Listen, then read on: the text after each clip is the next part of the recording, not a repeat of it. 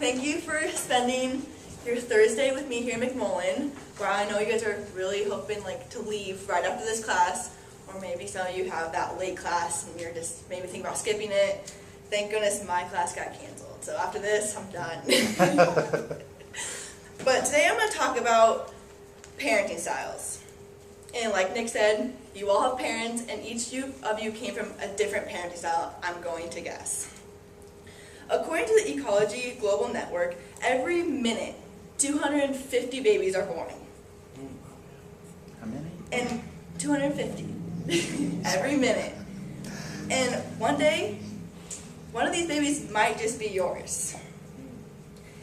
Each one of you has thought about someday having a child. Maybe during this thought process you're like, no, I never want to have a kid, or it made you kind of excited for someday raising your own child. But have you ever sat down and thought about what type of parent you were going to be? Maybe today will be your first day. Well, for me, my first day was when I started my job at the daycare. For 12 years, my mother has been operating a preschool. So I've been around parents dropping off kids frequently. But then, 6 months ago, I started my job at the daycare. And things just were more interested in what was going on when the kids were dropped off. And so I've seen all 4 parenting styles. And I'm guessing most of you have too, even without realizing it. I'm guessing all of you have heard of the idea that you're going to marry your father. Have you heard that? You're going to have similar qualities as your father? I'm sorry, Nick.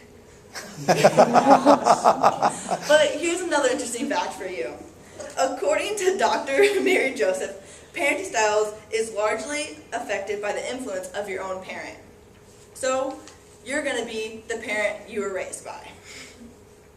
For you to best understand what type of parent you're going to be one day, I'm going to explain the 4 types of parenting styles by using the acronym PANAM, which stands for permissive, authoritative, neglectful, and authoritative. While working at the daycare, I've seen a lot of kids be dropped off by their parents. We have Bentley, who gets dropped off at 7:15 every single day. His mother gives him the hug and says, "Go look out the window and watch me drive away."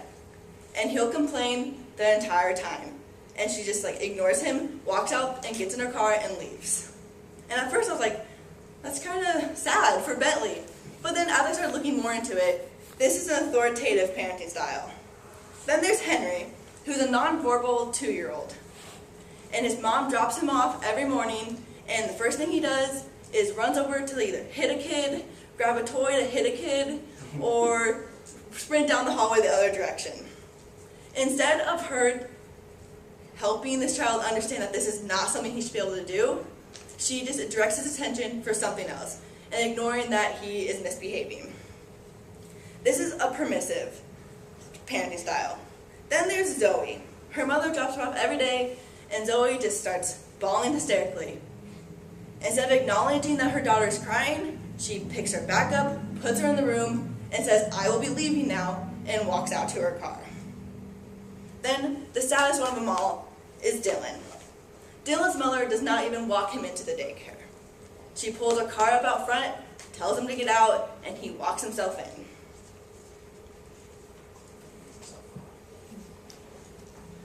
So for P, it stands for permissive.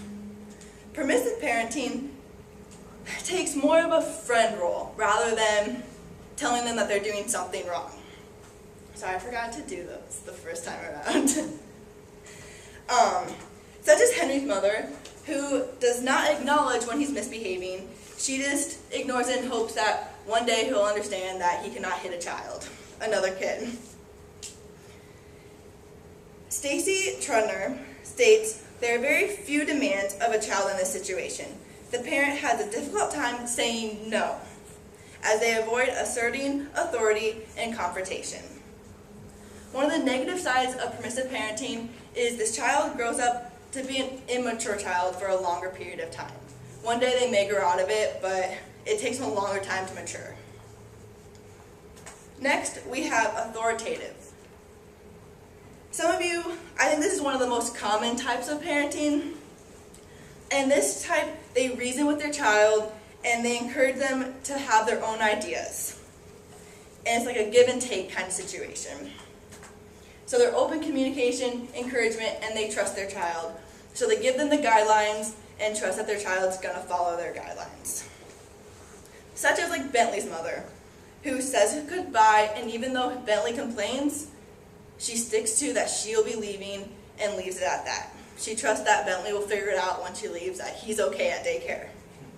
And the man who actually invented the parenting styles, Berman, says preschool children raised in authoritative parenting were best adjusted.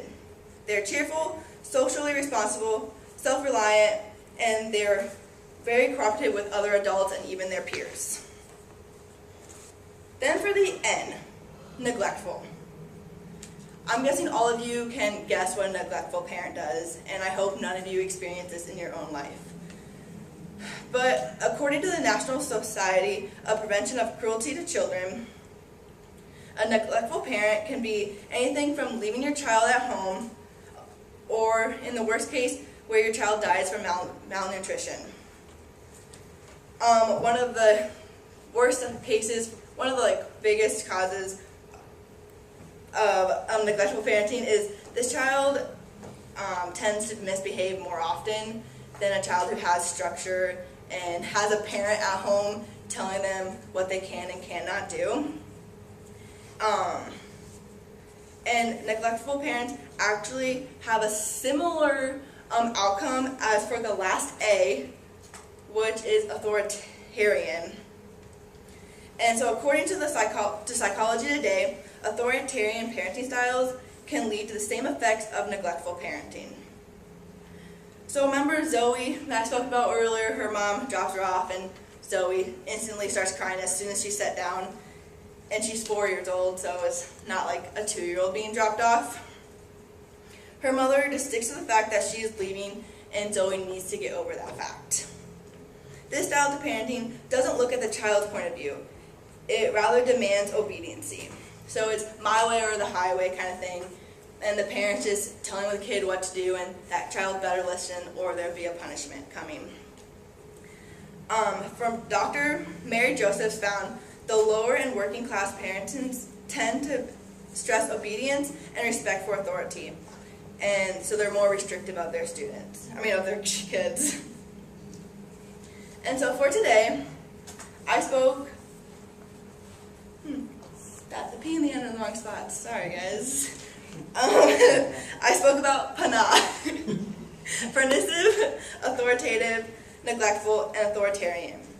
And most of you are in this room are 18 to 22. And I know there's a few outliers in here, so sorry I didn't include you guys. But raising a child may seem pretty far out for some of you. And like I said at this meeting, you haven't even started thinking about having kids or what kind of parent you want to be one day. But I don't think it's ever really too early to kind of have an understanding of maybe how you were raised and how you think your children should be raised. Because I actually know at daycare we talk about how parenting styles need to change with society. And so I think it's just a give and take of how we raise our kids. And right now we're actually dealing with some stuff that we think our kids are more naughty than they were 5 years ago. And I wasn't in the daycare working then, but that's what a lot of the teachers are saying right now, which I think is very interesting, and I'm wondering what it's going to be like 5 years from now even. But like I said, I don't ever think it's too early to start thinking about it. So we may not, so take it from President Roosevelt. We may not be able to prepare for the future for our children, but at least we can prepare our children for the future. Thank you.